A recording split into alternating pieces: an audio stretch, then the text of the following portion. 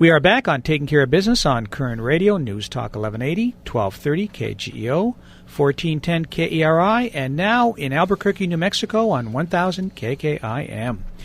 Great guest there, Tim Donnelly, wasn't he? Breath of fresh air. Yeah, he is, and I wish him luck running for governor of California, but that's going to be a tough road to hoe. Yeah, because Moonbeam's got it together. Yes, he does. Yes, he does. Our next guest, is founder and publisher of EAGnews.org, a Fox News contributor, a gentleman we've had the pleasure of having on before, Kyle Olson. Kyle, welcome back to Taking Care of Business. Thanks for having me. So, something I noticed the other day, I was looking through some emails I was getting, and I noticed there was an interesting article that you were a part of talking about Marco Rubio's plan for parental choice. That's right. Education is primarily a state and local issue, which is, I think, where it should remain. But Senator Rubio has proposed a bill or a plan that basically would allow corporations and individuals to give contributions to essentially scholarship organizations that then turn around and give scholarships for kids to attend private K through 12 schools. And his idea is that individuals and corporations would be able to receive tax credits for those contributions. And it's basically an incentive, essentially, for corporations and individuals to do charitable work in that way.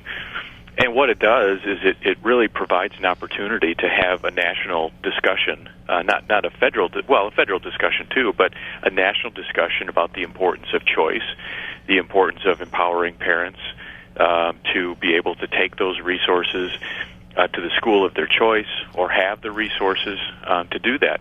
And so I think it's a very worthy, something that's worthy of consideration.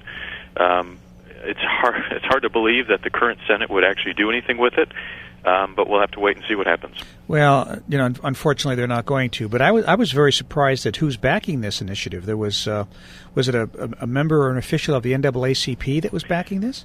That's right. A reverend from Florida, Manuel Sykes, basically defended Senator Rubio's plan because there was a Florida newspaper that came out against it and was using language like it's stealing money from schools and all of that sort of stuff.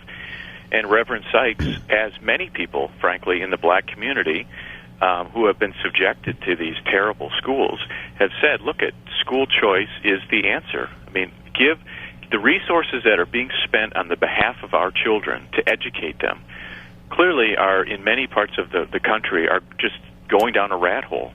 And we're spending more and more each year, and we literally are graduating kids who can't read. So why don't you, as a government, give those resources to the parent and allow them to spend them the way they best see fit for their child? And there is strong support in the black community, in the Hispanic community, for school choice because they generally are the ones that are stuck in failing schools and really have no way out. Kyle, you need to excuse me for a second. You were talking about Rubio when I needed to get a drink of water. Okay. Cute, not bad. I listened to part of the president's State of the Union, and he was talking about some kind of program for pre-kindergarten kids. Can you expand on that? Sure. His idea is to have basically the government mandate that kids go to preschool. Statistics show that many kids are not prepared to enter K through 12 schools, and so the idea is to mandate that kids go to preschool. Now, on the one hand, I understand what he's getting at, but on the other hand, it's a government solution, and we can see these days how well government solutions work out. And in addition to that, again, looking at schools around the country, some are succeeding and many are woefully failing. And this idea that we just simply, need to just kind of accept that system and add on to it, and somehow that's going to improve educational outcomes for kids, I think it's faulty logic, and I don't think is really going to do anything. Our guest by phone, Fox contributor, founder of EAGnews.org, Kyle Olson. Well, if it's mandatory, how's it going to be funded, number one? How are they going to get the students back and forth? Who's going to pay for the babysitting? Who's going to give the parents jobs? I mean, there's so much to talk about here. Well, and that's the issue. He doesn't really. He says, "Hey, you should do this," but basically, he'll leave it up to the states to figure it out and figure out how they're going to pay for it. Or what would happen is, like we've seen with the stimulus and other programs, they would dangle some money out there for a couple years maybe, and then the state or the local school district is on the hook, in the years after that. And so what they're doing is they're creating a great photo op. They're creating a great opportunity to issue a press release and get some headlines about how much he cares about kids and everything. But then after that is all done, the parents and the taxpayers and the states are the ones left to sort out how to pay for it and deal with the bureaucracy and the regulation and all of those things. Kyle, you and Claire, you two sound a little cynical to me because, after all, the president said that this is not going to cost us a dime, not one single dime. Sure. Just like Obamacare wasn't going to cost a single dime. Yeah. Right. Or they were going to, what did he say? They were going to offset the increases by just, raising taxes or something. They were going to make the rich pay their fair share. I've over the 5 years that I've been doing this, I have grown, I have grown cynical because what we constantly hear is that we need to spend more money, or we need to create this new program, or we shouldn't have school choice, and really what you should do is just give us a couple more years to get this thing figured out. And what we see around the country, we do a lot of work in Wisconsin, for example, and we've been right in the middle of the fight there, and what Scott Walker has been doing, not only about the unions, but about school choice and all of that. And we see parents that are they're desperate. They are desperate to get for a way out. And our question always is, these parents have been waiting for years, and how much longer do they have to wait before the politicians finally get out of the way and let the dollars follow the child, and let market forces dictate what is in the best interest of the children, and really put the parents and the students in the center of the equation, and let them decide what is best for them. You recall the movie Waiting for Superman, I'm sure, right? Yes, yeah. I do. Mm-hmm. Well, I guess there's a new process in New Jersey now for how they would get rid of a tenured teacher. They have made. We created a chart, which is on our website, EAGnews.org. Which I highly recommend. It's a great website. We created that actually with the help of someone from the Patterson School District, which is one of the worst districts in the state.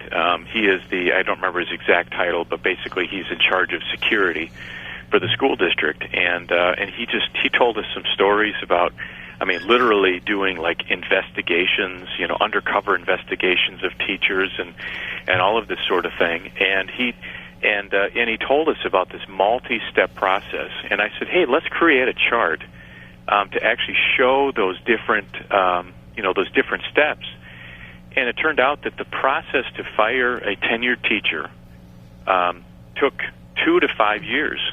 And the worst part of it, well, that was bad, but the worst part of it was that if someone within the administration screwed up, say they screwed up on step 6, they would have to go all the way back to the beginning and start the whole process all over again. The investigation, the interviews, all of that sort of stuff. And it was a very bureaucratic, a very lengthy process, very expensive process. Yeah, and to me, the result of that, and we're getting into this, we're issuing doing a series looking at the what we see as the rise of these inappropriate relationships between students and teachers that are coming out almost every single day. Yeah, and but what we're seeing is it comes down to a financial decision on the behalf of the school district, and they look and they say, okay, should we spend $400,000 on a legal case and in attorney fees and investigative fees and those sorts of things, or should we give the teacher a $200,000 check to go away and a positive letter of recommendation? Oh, what an option! Typically, what they will do is they will do the latter because it's cheaper. Sure, and it comes down to that. So we have documented cases where the teacher, that particular person, has their big check, they have their positive letter of recommendation, their personnel file is sealed, and they go off to another state, do the exact same thing, and there are people in prison, they're former teachers in prison today who have done that very exact same thing. Amazing. And the unions are in the middle of it because they're the ones negotiating these sorts of deals. The administrators and the school boards are in the middle of it. And it's a huge scandal. I mean, yes, it's worse than the Catholic Church. Yeah. Kyle, when we get back, and it's very little reporting being done. Mm-hmm. But again, it gets, and I know we were originally talking about New Jersey, but the point is that the whole process has been designed, and it's to the benefit of teachers, to the benefit of school employees, and not to the benefit of children. Yep, definitely. Kyle, when we come back, let's pick up there, okay? We'll be back in a moment on Taking Care of Business on Koerner Radio, News Talk 1180.